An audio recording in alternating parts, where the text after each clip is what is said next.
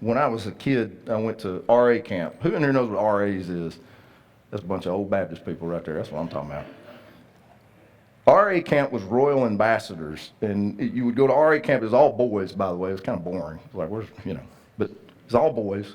So we'd go to RA camp, and there was this kid at RA camp, and I ain't gonna say his name. I ain't gonna do that to him. No, I ain't gonna do that to him.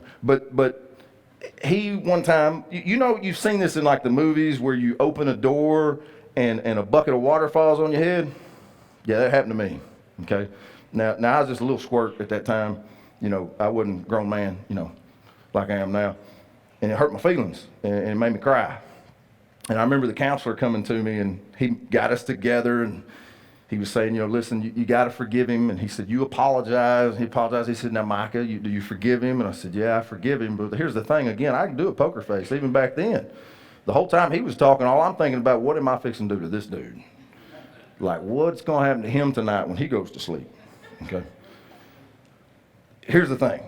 I may or may not have put laxative in his milk in the cereal the next morning.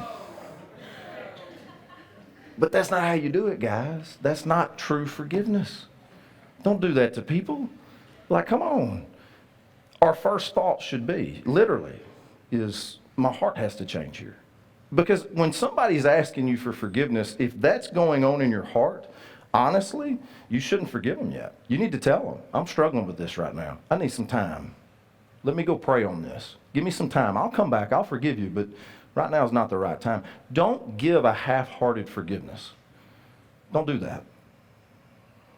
Jesus would never do that to us. Can you imagine that? If he got like halfway there on the cross and he's like, I'm done. I'm not going to keep going. Just throws the cross down and walks away. Don't give a half-hearted forgiveness to people. In order to forgive, again, understanding forgiveness, this true forgiveness, guys, this is something that you have to constantly study on, okay, and get your mindset right. Because, again, it's hard. It's very hard. I'm preaching at me today, as well as the rest of y'all. Forgiveness is something that I really do struggle with, but the way that you get better at it, they always say you get better with practice. Okay, well, that doesn't mean go let a bunch of people just run you all over, but here's what that means is even the small things that bother you, do your best to completely block that out. Don't let it linger. The small things. And then that way when something big comes up that you've got to give that forgiveness for, it's a lot easier to do. Another thing you need to know about when it comes to forgiving someone that hurts you, you never know what that person may be going through at that time.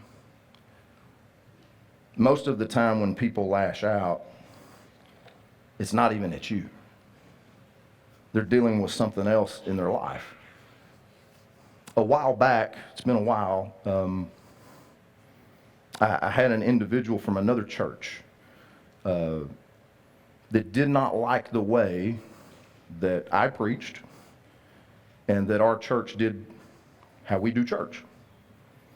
Did not like it. Came to my office one day, we sat down, we visited for a long time. And there was a lot of disagreement. Honestly, I've never had a conversation like that in my life, because here's the thing with Christian Warriors Ministry. Since day one, I've always been able to agree to disagree with every denomination. That doesn't bother me at all. I just want to know what your number one goal is. Do you want to go build the kingdom like I want to go build the kingdom? Let's go do it together. It's all the same goal. We might get there a little different, but that's always been how God's put it on my heart to work with other churches and other denominations. But this gentleman could not get past some of our beliefs versus his beliefs. Through this process, we had another person who was a friend of both of ours.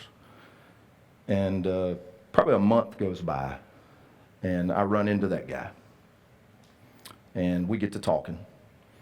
And I'm kind of telling him about the situation. He said, well, Mike, I'll visit with him. Let me see what's going on. And I was like, no, don't do that. I mean, I'm a big boy. I can handle it myself. There's no big deal. He's like, no. He was like, man, I want to be the peacemaker here. Always allow people to try and be the peacemaker, by the way. Allow that. If you're not, you're blocking a blessing if you don't allow that. Okay. So anyway, He says he's going to do that. Literally the next day, the gentleman that I got in an argument with comes back. And he walks in the door, and he walks straight back to my office.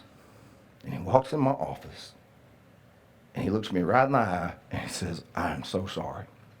I owe you a major apology." In that moment, I had to make a decision. I need y'all to understand, from our first meeting, this man said things about me in this church that I wanted to literally have the old self of me come out. I handled it pretty good through this meeting the first time, but when I saw him walk back through the door the second time, all I'm thinking about is, putting laxative in his milk and, cereal. But I had to make a decision, guys, in a split moment. Do I forgive this man or do I not?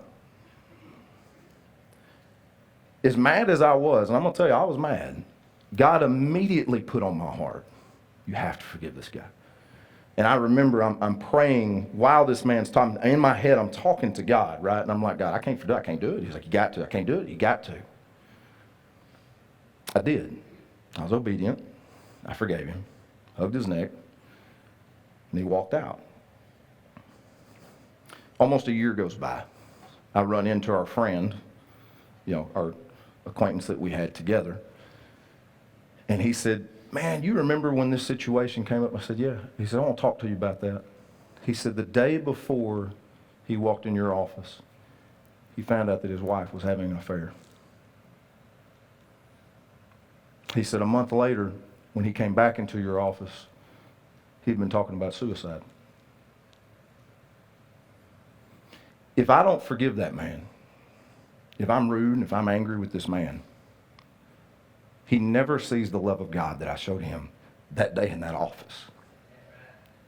He had not had much forgiveness as it was. That's why we have to forgive, guys. We have to do that.